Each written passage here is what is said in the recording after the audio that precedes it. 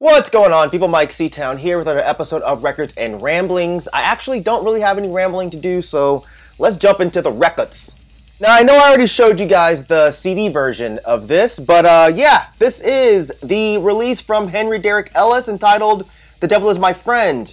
Yeah, this is the vinyl version, and I think this is like the limited version of this, which is really cool. It comes with this picture kind of glued to the back of it. It's signed on the inside. Here's the front cover, the back cover. Comes with a lot of stuff in her. This really fucking cool poster, which I'm definitely gonna frame and put somewhere, where that is limited out of 200. Came with some more little postcards and a handwritten note from my homie. Yeah, another postcard here. Nice printed insert, some lyrics, really beautiful vinyl here. Check that shit out. So yeah, this is easily one of my favorite albums of the year. As I've said before, I've known Henry for many years, and it's rad to see him putting something like this out. Great kind of gothic Americana. I think I described it as Town Van Zandt mixed with Tom Waits, mixed with Waylon Jennings, and I think that that's about as close as I can come to a description of this music. But I think it's absolutely fantastic. Even if I didn't know Henry, I would really be pushing this album because it's very different, it's very unique, and it's very well done. So yeah, Henry Derek Elis, The Devil Is My Friend. Next record I'm going to show you, this is the Reavers with Terror Firma.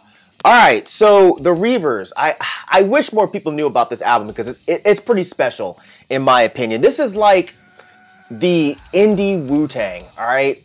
Tons of amazing underground MCs all got together on this record. I want to say there's like 11 MCs if I'm not mistaken, but there's definitely a lot on this. But yeah, this came out back in 2005.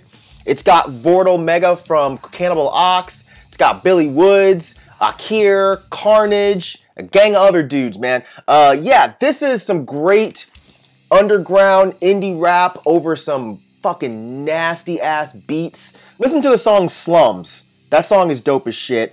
Listen to the song Shadows. That song is dope as shit. I haven't listened to this in a while, so those are the only two songs that are definitely jumping out at me right now. But the whole thing, I remember being super dope. But yeah, if that kind of old, off-kilter, weirdo, outsider rap was your thing back in the day, then I think you should jump on this if you've not heard it already. It's a double vinyl, both records on black, so I won't bother showing you that. But yeah, I don't know if this is rare. I've never really looked it up. I don't know if this is like super expensive. But yeah, if you are a serious rap nerd, make sure you fucking grab that shit.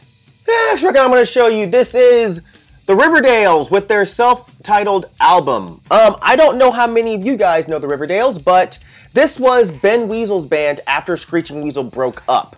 And as much as I like Screeching Weasel, I like this album a whole lot better than the later Screeching Weasel albums. This basically sounds like a more snotty Ramones, really catchy songwriting, but really good songwriting. The songs easily get stuck in your head. But yeah, Fun Tonight, we're gonna have fun tonight. Yeah, Judy Go Home, another one of my favorites on here. Rehabilitated, totally sounds like the Ramones. Yeah, it's just a fucking great album. She's gonna break your heart. She's going to tear you apart. I mean, yeah, you can look at this poster and tell that they were clearly influenced by the Ramones. Oh, and this also had members of the Queers, but I don't know how many members or which members because I was never a big fan of the Queers.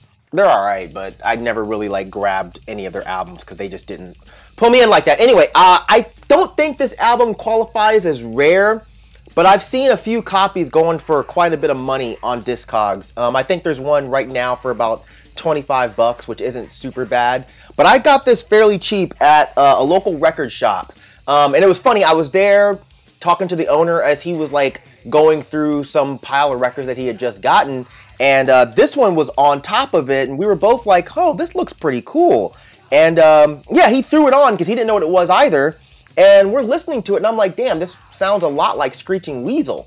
And the funny thing is, there was like a receipt or something that he said was with the record or inside of the record or something from when I guess they bought this. And they had bought this and like 2 or 3 Screeching Weasel records, which was really funny. But yeah, this record is great. I went home and I listened to it, and I was like, holy shit, it's been Weasel. I'm not crazy. And then I went back and I snatched it up because it's fucking great. So yeah. All right, the next 2 records are by the same band, and that's Sarcophagus. Sarcophagus was another band from Akhenaten from Judas Iscariot. It also had members of Krieg and some other bands. I don't really remember off the top of my head, but they started out as a death metal band, and they had an album that came out before this one, which was called For We Who Are Consumed by the Darkness, something like that. And I didn't like that album much at all. Like Justin always says, if I'm ever out somewhere and it's in front of me, I would buy it. But I wouldn't go out of my way to grab it. But this album, this is Requiem to the Death of Passion. This shit is fucking awesome. Awesome, awesome, awesome. This album is more on the black metal side. It still has some death metal influences, primarily in the riffs, but the fucking riffs are my favorite thing about this album. Even though I love Judas Iscariot a lot, which is the only reason I fell for bitch-ass Blake's bullshit fucking scam. Even though I love Judas Iscariot, I love the change in songwriting on this. It's totally different from how Akhenaten was writing for Judas Iscariot. I got this for a pretty decent price on Discogs, but mainly because there's a split up there. It's a really fucking flimsy cover. I doubt anyone would ever re-release this, which is why I was willing to pay what I paid for it, even though it's got a split. And it was limited to 500 copies. Mine is number 411. It was put out on Paniac Records, which I don't know anything about Paniac Records. Here are the lyrics for this. I don't really know what else to say. I think this is a fucking awesome record. Records on Black won't bother showing you that. If you can track this down for a decent price, especially that one that's only $25, if you're a fan of Judas Iscariot, or just really well done, kind of aggressive, evil, mean, hateful sounding black metal, then yeah, you should definitely snatch this. And this is another Sarcophagus record. This is From the Ruin of Paradise. This is their 3rd album. This was limited to 300 copies, so it's fairly rare. It goes for a little bit more money than the other one that I just showed.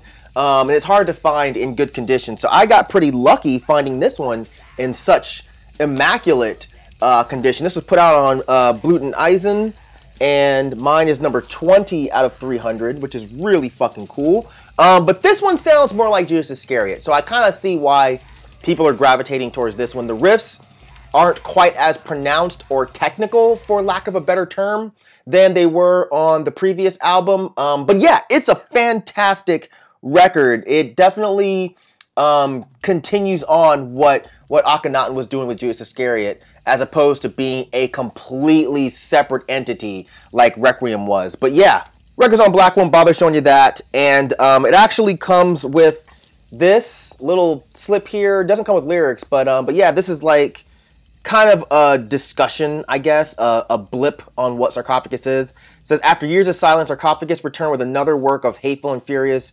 death/black metal, this time as an exclusive limited LP, a conjuration for underground maniacs only. Yeah, it's funny. Anyways, yeah, this is a great record. So if you can find a good copy for a fairly decent price, grab it. And the last 2 records are going to be by the same artist as well, and that is Sadistik. You guys all know Sadistik is definitely one of my favorite current rappers. And yeah, this is going to be Salo Sessions 1 and 2. But I'm not going to go in depth with the next 2 records because in some way I've reviewed both of them. I reviewed Salo Sessions 1 on my channel, and we reviewed Salo Sessions 2 as a crew on Dead End Hip Hop. So yeah, this is Salo Sessions 1. Obviously, this was the first one that he put out. I fuck with Sadistik really heavy, man. He's a really, really interesting rapper. He's very dark in his subject matter and in the way that he chooses to state certain things. The production that he raps over, it's not something that you would typically think of someone like him rapping over, but he kills it every single time. He's a bit wordy, which I really like, but it's the words that he chooses to say what he wants to say that, I don't know, it's just always attracted me to his music and the way he delivers them. This is on a nice piss yellow vinyl, which goes well with the Marquis de Sade themed kind of idea here. Yeah, this is Sal Sessions 2. This is the one that we reviewed on Dead End Hip Hop, and that was actually a really interesting review in my eyes. So if you haven't watched that, make sure you go check that out. But as much as I like the first Salo Sessions, I like this one even more. This one is darker, and the songs are just awesome. This is easily one of my favorite releases to come out this year. And by the way, Dead End Hip Hop released his video for the song Crown. So make sure if you haven't watched that, go check that out as well. This is also on a piss yellow vinyl. My only gripe with these is Sadistik's lyrics are always extremely interesting, so I really wish he would actually have included a lyric sheet in these. And that would have been perfect, man. That would have been perfect. So, yeah. All right, that's it for this stack of records. So hopefully you guys enjoyed it. And as usual, thank you for living, thank you for loving, thank you for being you. And I'll see you guys next time. All right? Peace out, boy.